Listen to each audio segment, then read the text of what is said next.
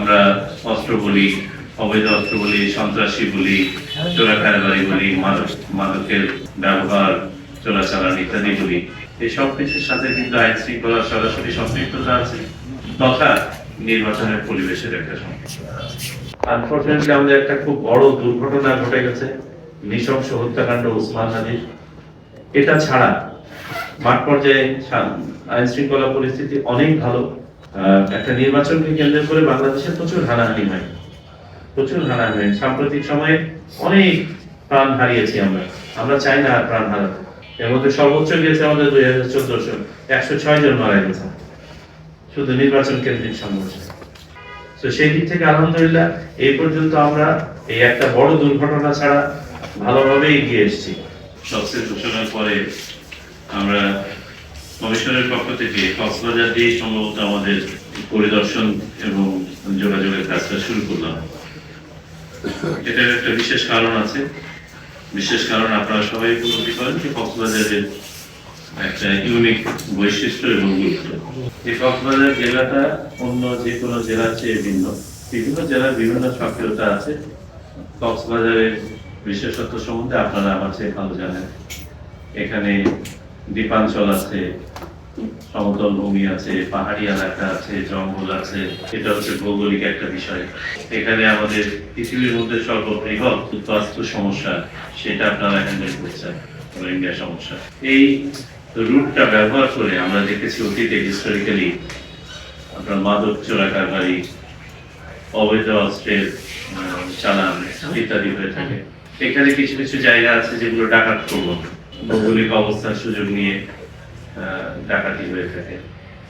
সাম্প্রতিক সময়ে আমাদের আরো কিছু প্রবণতা আমরা দেখতে পাচ্ছি, যেমন মাদক চোরাকারবারির সাথে আপনার আইন শৃঙ্খলার একটা প্রত্যক্ষ এবং পরোক্ষ যোগাযোগ দেখা যাচ্ছে। মাদকাসক্ত যারা হয় তারা অর্থাভাবে যখন একটু মাদকের সাপ্লাই পায় তাদেরকে দিয়ে যে কোনো ধরনের নাশকতামূলক কর্মকাণ্ড করে নেওয়া যায়।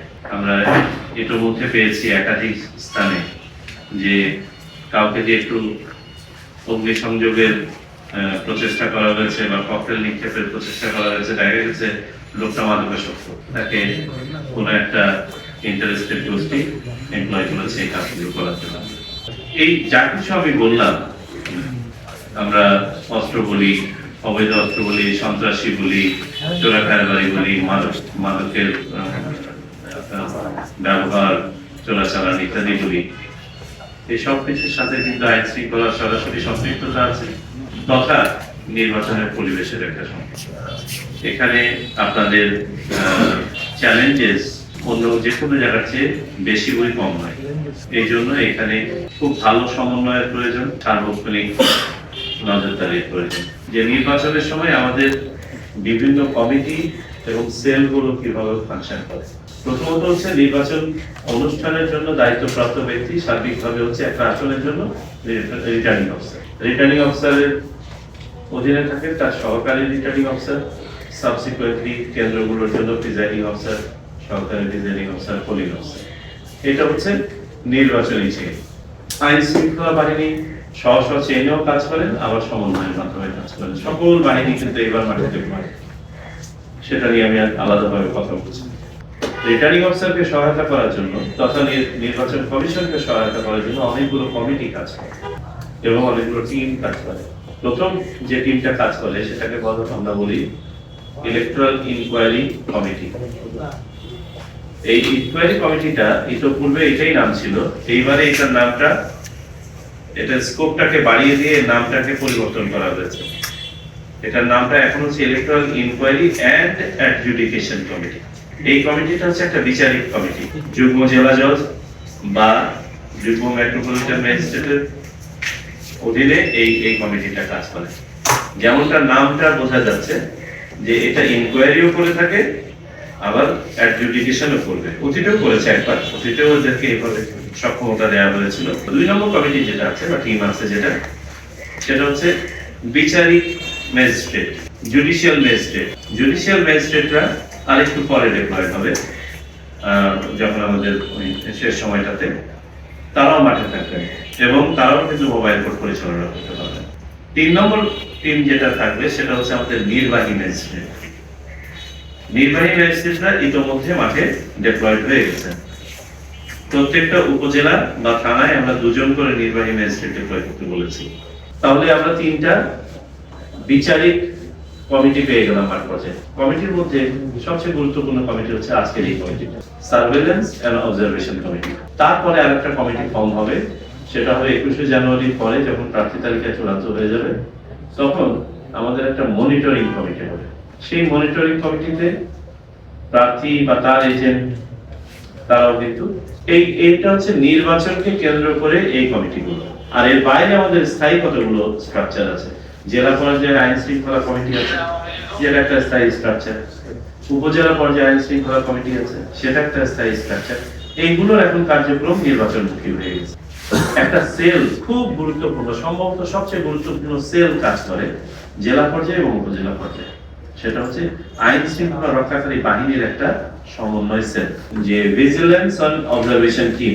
আমি যদি শুধু ভিজিলেন্স অংশটাকে বলি, আমরা বলি না চোখ কান খোলা রাখা। সো ভিজিলেন্সের কাজটা হচ্ছে বেসিক্যালি চোখ কান খোলা রাখা। তার মানে হচ্ছে এটা প্রিভেন্টিভ একটা মেজার। আর পর্যবেক্ষণ হচ্ছে এখন চোখে কিছু পড়েছে সেটাকে রিপোর্ট করা, যা কিছু ঘটছে ভালো বা খারাপ সেটাকে রিপোর্ট করা। আর এইবারে নির্বাচনটা বাংলাদেশে যে কোনো নির্বাচনের চেয়ে ভিন্নতর। এটার ঐতিহাসিক প্রেক্ষাপট বা সমসাময়িক গুরুত্ব এগুলো আমার মনে হয় বলে আপনাদের মতো বিজ্ঞজনদেরকে আমি আর বিরক্ত না করি। এই নির্বাচনটা আমাদের জাতীয় জীবনে খুব কনসিকুয়েন্সিয়াল একটা ইলেকশন। আমাদের এমপ্লয়মেন্ট সরাসরি ভাবে রিলেটেড, আমাদের অর্থাৎ আমাদের জীবন জীবিকা, সামাজিক অবস্থা, রাজনৈতিক পরিবেশ, শান্তি শৃঙ্খলা সব কিন্তু এই নির্বাচনের সাথে রিলেটেড। আমাদের এই নির্বাচন করতে হবে এবং শুধু করলে হবে না, খুব ভালোভাবে করতে হবে। এই নির্বাচন হতে হবে একটা সুষ্ঠু, সুন্দর, সর্বজনের কাছে গৃহীত, গ্রহণযোগ্য একটা নির্বাচন। যারা প্রার্থী হতে চান বৈধভাবে, আইনের আওতায় যারা প্রার্থী হওয়ার যোগ্য, তারা প্রার্থী যেন নির্বিঘ্নে হতে পারে। ভোটার যেন নির্বিঘ্নে উৎসাহের সাথে ভোট কেন্দ্রে এসে ভোট দিতে পারেন। ভোটার যে ভোট দিচ্ছেন তিনি যেন কোনো ধরনের প্রভাব ছাড়া সেই ভোটটা দিতে পারেন নিজের ইচ্ছায়। যে ভোট গণনা হলো এটাই যেন ফলাফল আকারে ডিক্লেয়ার হয়, অন্য কোনো ফলাফল না। Last but not the least, যে ফলাফল ঘোষণা হলো ওটা অনুযায়ী যেন গেজেট পাবলিশ। এখন আমি প্রথম 3টা অংশ যদি আমি বলি, এটার সাথে আইন শৃঙ্খলা সরাসরি হবে। নির্বিঘ্নে প্রচার প্রচারণা করতে পারা, ভোটারের জন্য পরিবেশ তৈরি করা, ভোট কেন্দ্রে আসা।